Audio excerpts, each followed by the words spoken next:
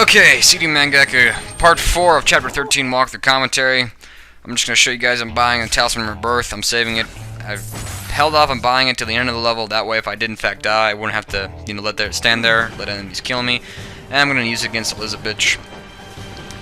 Elizabeth is a tough boss. There's not really any real weakness against her. I found a way where you can actually stun her. I hope this is in the footage. But you're going to need it's going to take a lot of stamina and a lot of skill and timing to finally beat her down. And I'm just going to skip that cutscene with her because I'm really not a fan of, chicks kind of, naked in blood. Whatever. Anyways, best thing to do is just a flying swallow with the Falcon Talons. Now there's a couple points where she's vulnerable to this attack.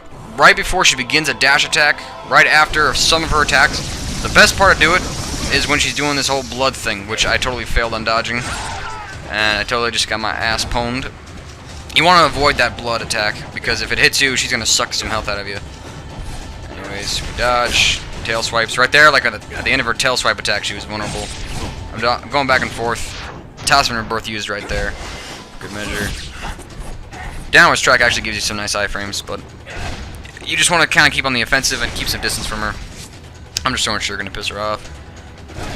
Don't know. Right there, I kind of got lucky.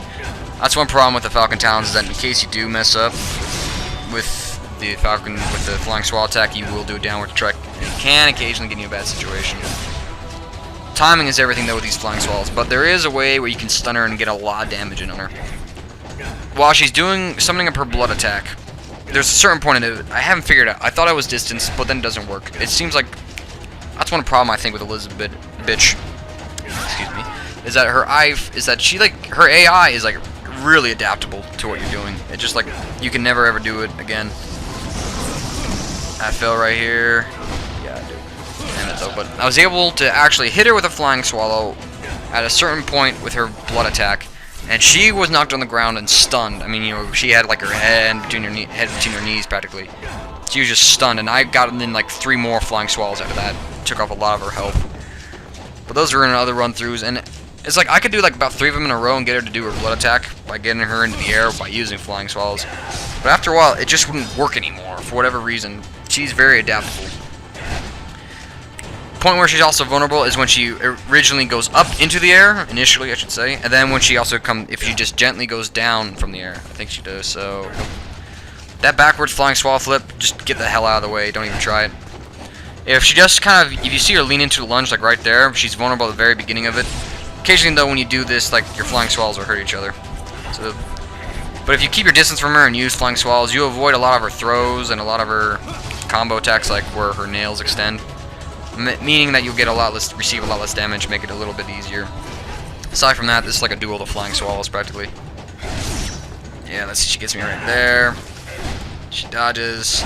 Dodge. I get her right there. I was hoping that was in the video though, because I mean it was just awesome. If one of you guys can like investigate that when you're fighting her, and if you can get her stunned when she does her blood attack by hitting her with a Flying Swallow with the Falcon Talons, if you can do that and find a consistent way to get it every time, please tell me. I've fiddled around with distance, I've fiddled around with timing, but there are certain points where she just begins to dodge it. So, I mean, this was about the fastest I've done with her. I spent a good hour just fighting her, dying and whatnot. Longest bout with her was like about 8 minutes, and she kicked my ass. But we finished her up right here. Joy to the world.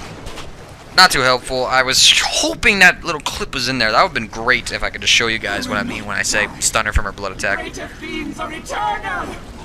Eternally screwed, more like. Whoa, slam. Anyways, that was chapter 13 of Ninja Gaiden Sigma 2.